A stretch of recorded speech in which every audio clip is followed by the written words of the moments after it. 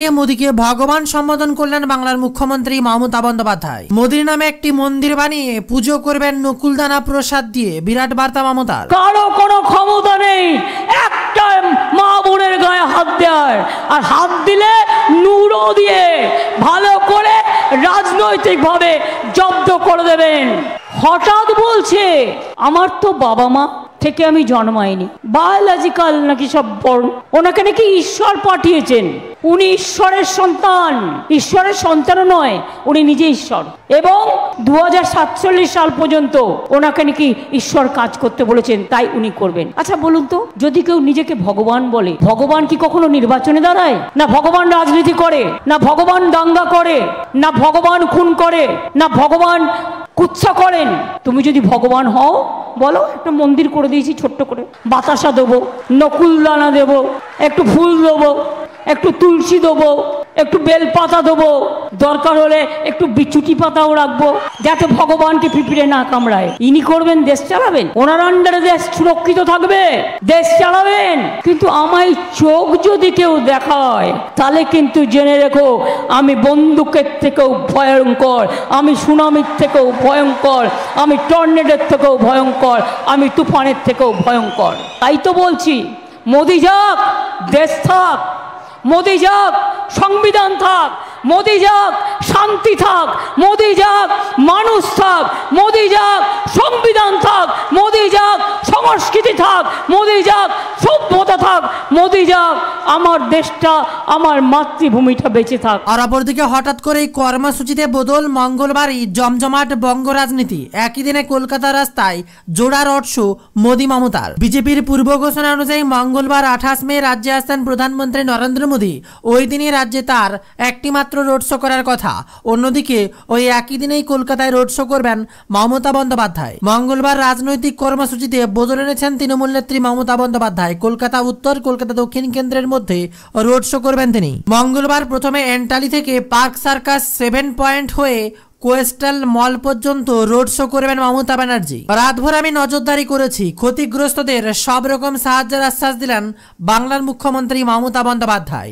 বিদায় নিয়েছে ঘূর্ণিঝড় রেমাল, তবে তার ক্ষয়ক্ষতি রয়ে গেছে বাংলার বুকে ক্ষত বিক্ষত হয়ে। নবান্নের তরফ থেকে বিবৃতি জারি করে সোমবার বিকেলে জানানো হয়েছে, ল্যান্ডফলের সময় সাগরদ্বীপে 120 কিলোমিটার প্রতি ঘন্টা গতিবেগে ঝড় হয়েছে, দমদমে 90 কিলোমিটার গতিবেগে, কলকাতা এখনো পর্যন্ত 140 কিলোমিটার, হলদিয়া 110 কিলোমিটার। এখনো পর্যন্ত 2 লক্ষ মানুষকে নিরাপদ স্থানে সরানো হয়েছে। দুর্যোগে মৃত্যু হয়েছে 5 জনের, জানিয়েছে নবান্ন। সোমবার বিকেলেই বড়বাজারের সত্যনারায়ণ পার্কে তৃণমূল প্রার্থী সুদীপ বন্দ্যোপাধ্যায়ের সমর্থনে নির্বাচনী প্রচারে সভা করেন তৃণমূল নেত্রী মমতা বন্দ্যোপাধ্যায়। সেখানে এই ঝড় নিয়ে মন্তব্য করেন তিনি। মমতা বলেন, বৃষ্টির মরশুম, প্রচুর বৃষ্টি হয়েছে, রাতভর আমি নজরদারি করেছি।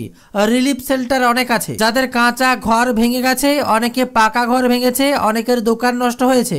আমি শুধু এটুকুই বলবো, যাদের সব চলে গেছে, যারা সব হারিয়েছেন, আমি তাদের কথা দিচ্ছি, প্রশাসন যা যা উদ্যোগ নেওয়ার নেবে। আমি একটু স্বাভাবিক হলেই সার্ভে করব, আপনাদের সব সহযোগিতা করব, আপনাদের কোনো চিন্তা নেই। বাংলার প্রতি বছর ফেস করতে হয় যত সাইক্লোন আমাদের রাজ্যে আসে, বঙ্গোপসাগরে আসে, বললেন বাংলার মুখ্যমন্ত্রী মমতা ব্যানার্জি।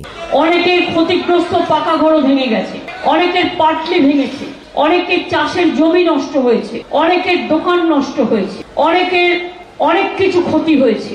আমি শুধু এটুকু বলতে চাইবো সাধারণ মানুষের কাছে এবং প্রেস মিডিয়ার কাছে আমার রিকোয়েস্ট থাকবে, এই অ্যাপিলটা যদি পৌঁছানো যায়, যে যাদের সব চলে গেছে এই দুর্যোগে, যারা সব হারিয়েছেন, ঘর বাড়ি ব্যবসা চাষের জমি থেকে শুরু করে সবকিছু, আমি তাদের কথা দিচ্ছি প্রশাসন যা যা উদ্যোগ নেবার কাল থেকেই করছেন, আগামী দিনও করবেন। আর আমি একটু স্বাভাবিক হলে আমি নিজে এরিয়াল সার্ভে করব এবং কাঁচা বাড়ি যাদের বাড়ি ঘর ভেঙেছে, যাদের ফসল নষ্ট হয়েছে, যাদের ক্ষতি হয়েছে, তাদের সরকারের তরফ থেকে প্রশাসন যেভাবে রিলিফ দিচ্ছে, আমিও আপনাদের কথা দিচ্ছি, আপনারা পুরো সহযোগিতা করব আপনাদের চিন্তা করবার কারণ নেই। আমি জানি আপনারা দুশ্চিন্তায় আছেন, আমি জানি আপনারা চিন্তায় আছেন, কিন্তু মনে রাখবেন বাংলায় প্রতি বছর আমাদের এটা ফেস করতে হয়, কারণ বাংলা হচ্ছে নদী মাতৃকা দেশ। অন্য রাজ্যে এই ঝড় জল সাইক্লোন ফেস করতে হয় না। যত সাইক্লোন সব আমাদের বে অফ বেঙ্গল আছে বলে বে অফ বেঙ্গলের ওপর দিয়ে ঘূর্ণি আসে, কখনো উড়িষ্যা, কখনো বাংলা, কখনো বাংলাদেশ, এবং এটা আমাদের ফেস করতে হয়। তাই প্রতি বছর কখনো বুলবুল, কখনো আমফান, কখনো ফণি, কখনো সুনামি চলছে, তো চলছেই, এখনো কোত্থেকে একটা চলে এসছে। তবে রিমেল বিদায় নিলেও মৃত্যু যেন একের পর এক বাড়ছে। বাড়ি থেকে বেরিয়ে জমা জলে পা, মহেশতলায় মৃত্যু হলো এক মহিলা। সাইক্লোন রিমেল প্রাণ হারালেন আরও এক, শোক প্রকাশ করলেন মুখ্যমন্ত্রী মমতা বন্দ্যোপাধ্যায়। সাবধান থাকুন, না হলে পদে পদে বিপদ। ঘূর্ণিঝড় রিমেলে এখনো পর্যন্ত প্রাণ হারিয়েছেন বেশ কয়েকজন। কলকাতায় একজন, দক্ষিণ 24 পরগনাতে একজন মারা গিয়েছেন বলেই নবান্ন সূত্রে খবর। সব মিলিয়ে এখনো পর্যন্ত রাজ্যে 5 জনের মৃত্যু হয়েছে। তবে সাইক্লোন রিমেলের দাপটেই পশ্চিমবঙ্গে মৃত্যুর সংখ্যা বেড়ে দাঁড়িয়েছে 6। পাওয়া খবর অনুযায়ী মহেশতলায় বিদ্যুৎ স্পৃষ্ট হয়ে মৃত্যু হয়েছে আরো এক মহিলা। বাড়ির সামনে জমা জলে পা দিতেই বিদ্যুৎ স্পৃষ্ট হয়ে ওই মহিলার মৃত্যু হয়। অপরদিকে জলে জড়িয়েছিল বিদ্যুতের তার, শৌচকর্ম করতে গিয়ে মৃত্যু হলো এক যুবকেরও। ঘটনাকে কেন্দ্র করে ব্যাপক চাঞ্চল্য ছড়াচ্ছে ধীরে ধীরে। পরিস্থিতি নিয়ন্ত্রণে আনতে ঘটনাস্থলে এসেছে খড়দহ থানার পুলিশ। এ নিয়ে মৃত্যুর সংখ্যা বেড়েই যাচ্ছে। গোপাল বর্মন নামে বছর 30-এর ওই যুবক রাস্তার ধারে শৌচকর্ম করতে গিয়েছিলেন, আর সেই সময় বিদ্যুতের তার পড়েছিল জলে। তার থেকে বিদ্যুৎ স্পৃষ্ট হয়ে মৃত্যু হলো ওই যুবকের। ঘটনাকে কেন্দ্র করে এলাকায় ব্যাপক চাঞ্চল্য ছড়িয়েছে। এর সাথে ছাত্রছাত্রীদের জন্য বিরাট বড় বার্তা। গরমের ছুটি শেষ, স্কুল খুলছে 3 জুন, কিন্তু ছাত্রছাত্রীরা কবে থেকে যাবে উঠে এলো তা নিয়ে বিরাট তথ্য। স্কুলে গরমের ছুটির পর 3রা জুন, তবে 10ই জুন থেকে ছাত্রছাত্রীরা স্কুল করবেন, নির্দেশিকা জারি করলো স্কুল শিক্ষা দপ্তর। স্কুল শিক্ষা দপ্তরের তরফ থেকে জানানো হয়েছে 3রা জুন থেকে শিক্ষক শিক্ষিকারা স্কুলে আসবেন। তবে একাধিক স্কুলে আধা সেনা থাকার কারণে 9 জুনের আগে স্কুলগুলো ক্লাসের উপযোগী হবে না। তাই 10 জুন থেকে ছাত্রছাত্রীরা ক্লাস করবেন, বিজ্ঞপ্তি স্কুল শিক্ষা দপ্তরের। আর গোটা শহর যখন তাকিয়ে রয়েছে হাই ভোল্টেজ মেগা টক্করের দিকেই, একই দিনে মহানগরে রোড শো মোদি মমতার। মুখোমুখি লড়াই হবে এবার রাস্তায় রাস্তায়। আর এর সাথে এবার ইন্ডিয়া জোট বৈঠক ডেকেছে, আর তাতেই মমতা যাবেন কি যাবেন না তা নিয়ে প্রশ্ন ছিল। এবার বিরাট বার্তা, ইন্ডিয়া জোটের বৈঠকে যাবেন না মুখ্যমন্ত্রী মমতা বন্দ্যোপাধ্যায়, জানিয়ে দিলেন তিনি। এদিন তিনি আবারও বুঝিয়ে দিলেন বাংলায় সিপিএম কংগ্রেসের সঙ্গে কোনো জোট নেই। তিনি আরো বলেন তৃণমূলকে ছাড়া ইন্ডিয়া জোট সম্ভব নয়। এর সাথে বিরাট বার্তা, কি দরকার ছিল এই সময় ইলেকশন করার? 7 দফার ভোট নিয়ে ফের সরব হলেন বাংলার মুখ্যমন্ত্রী মমতা বন্দ্যোপাধ্যায়।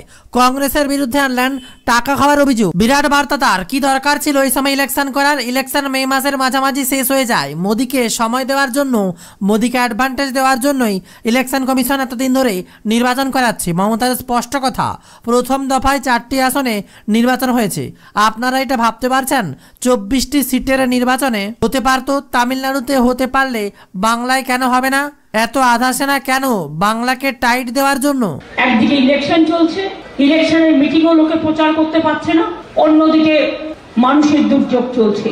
এই দুর্যোগের মধ্যেও আমরা কেন নির্বাচনী মিটিং চালাতে বাধ্য হচ্ছি? তার কারণ আমি এতক্ষণ পর্যন্ত কাল বিকেল থেকে আমি রিলিফ সেন্টার কেমন চলছে, সারা জেলায় কে কোথায় আছে, কেমন আছে, প্রশাসন কতটা উদ্যোগ নিয়েছে, আজকালও পরশুও চলবে যতক্ষণ না কমপ্লিটলি শেষ হচ্ছে, সেইটা খোঁজ খবর রাখার জন্য আমি কালকে সন্ধ্যে 6টা থেকে আজকে বিকেল 5টা পর্যন্ত ওই কাজটাই করছিলাম। আর ডিজাস্টার ম্যানেজমেন্টের আমাদের যে 24x7 যে মনিটরিং টিম আছে, সেই মনিটরিং টিমের সাথে কোঅর্ডিনেশন করে কাজ করছিলাম। আমি সেটা করে তবে বেরিয়েছি, না বেরোলে উপায় নেই, কারণ হাতে তো আর 2-3 दिन আছে। 2 मास ধরে করছি। क्या जरूरत था कि 3 महीने के लिए चुनाव का दिन ठीक करना? क्या ये लोगों को पता नहीं है? अभी गर्मी ज्यादा होता है, अभी बारिश का मौसम है, एक टाइम में इलेक्शन करना ठीक नहीं है। इलेक्शन होता है जो मई का मिडिल में पूरा सब कुछ खत्म हो जाता है। और अभी देखो, खाली मोदी को एडवांटेज के लिए कि उसको टाइम मिलना चाहिए घूमने के लिए, इधर उधर जाने के लिए, इसी के लिए उनको एडवांटेज देने के लिए इतना दिन इलेक्शन देर किया है। हम तो आश्चर्य हो गया তবে আরো কিছু কিছু বিশেষ খবরের দিকে নজর রাখবো। টপ ব্রেকিং নিউজ, রেমালের তাণ্ডবে ব্যাপক ক্ষয়ক্ষতি, বাংলায় মৃত্যুর সংখ্যা ইতিমধ্যে 6 জনের। ভোট মিটলে আর্থিক সাহায্যের আশ্বাস প্রশাসন, আতঙ্কিত না হওয়ার বার্তা দিয়েছেন মুখ্যমন্ত্রী মমতা বন্দ্যোপাধ্যায়। আরও বাড়ল গরমের ছুটির মেয়াদ, 3 জুন খুলছে না স্কুল, পড়ুয়াদের জন্য স্কুল চালু 10 জুন থেকেই। নতুন নির্দেশিকা জারি করে জানিয়ে দিল শিক্ষা দপ্তর। শেষ দফা ভোটের দিনই বৈঠক ইন্ডিয়া জোট, দিল্লিতেই বৈঠকের ডাক কেজরিওয়ালের, থাকবে না তৃণমূল, জানিয়ে দিলেন এবার বাংলার মুখ্যমন্ত্রী মমতা বন্দ্যোপাধ্যায়। সন্দেশখালীর ইস্যুতে শাহজাহানের বিরুদ্ধে প্রথম চার্জশিট পেশ ইডির, হদিস 261 কোটি টাকার সম্পত্তির, উদ্ধার হওয়া অস্ত্রেরও উল্লেখ চার্জশিটে। এদিকে আত্মসমর্পণের সিদ্ধান্ত, ধর্ষণে অভিযুক্ত প্রজ্জ্বল রেভান্নার 31 মে মুখোমুখি হবেন তদন্তকারীদের, রাজনৈতিক ষড়যন্ত্রের পাল্টা অভিযোগ সাংসদের। অপরদিকে আইপিএল শেষ হতেই বিশেষ উদ্যোগ বিসিসিআইয়ের, সিদ্ধান্ত মাঠ কর্মীদের পুরস্কৃত করার, 10টি স্টেডিয়ামের জন্য থাকছে 25 লক্ষ টাকা করে পুরস্কার। যাদবপুরে দাঁড়িয়ে মোদীকে ভগবান সম্বোধন